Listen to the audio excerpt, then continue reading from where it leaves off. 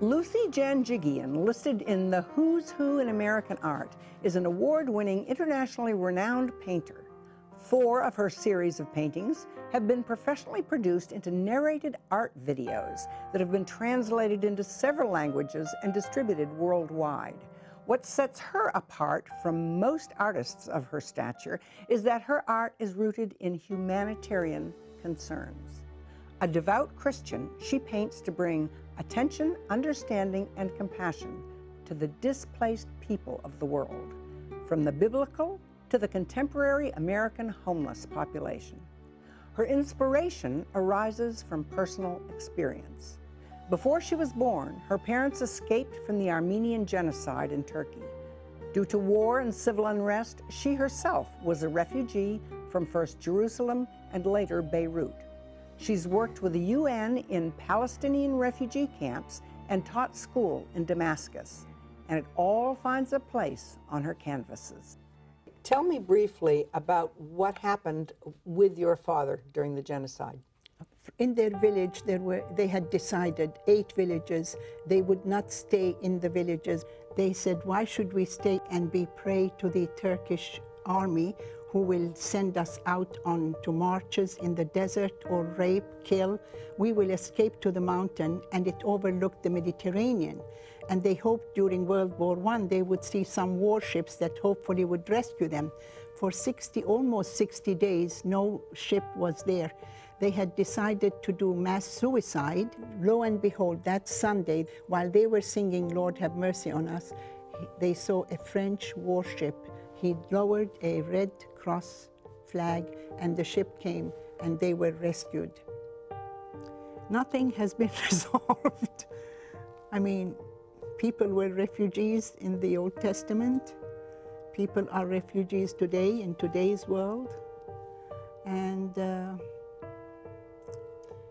humanity there has to be more love and caring. Mm-hmm. And it starts with me. As I said, when I was thinking, should I go paint? What am I going to do with my life now? I only thought of painting like landscapes, portraits, scenes, and I didn't want to do that. I figured, why? It's been done. What am I going to do? But then when I started doing stories of my faith and stories of humanity, my parents' story, the refugees, to show my deep emotion and caring for like the homeless and those who are evicted from their land and their homes. In the 70s, 80s, I would see so many homeless in New York City. I just had to get it on canvas. Again, I did one and thought I've done it, and I ended up with 18 in the series.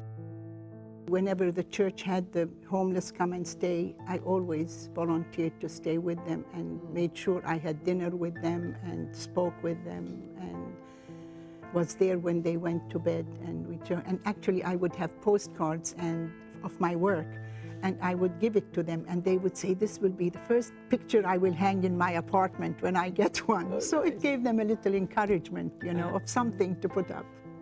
What is it in those paintings that you think really touches people? Why are so many people drawn to that homeless series? I think because it gives them time to look at each painting and look at it that, my gosh, this is a person. And he is in this position. For example, huddled. He's in a fetal position. And then there's belongings. There's somebody pushing a cart with all his belongings in a cart, and mothers clutching their children. That's their belonging. Mm-hmm. You know, it's down to basics, and to me, it makes them human and gets people's compassion. And it's interesting because a nurse told me once, you know, you have captured the plight of the homeless. I said, in what way? And she said, you have done their feet, that they have been misformed. They are swollen, they have big bunions.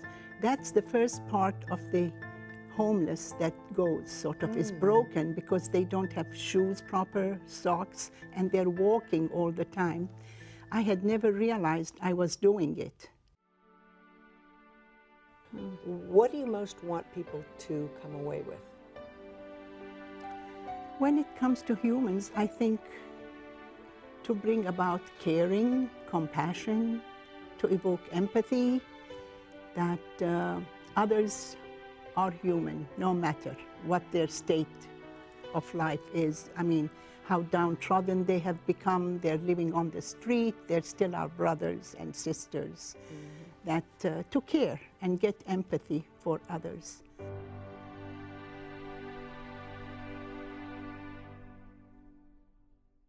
Do you know someone who has overcome significant hardship and has an inspiring story to tell?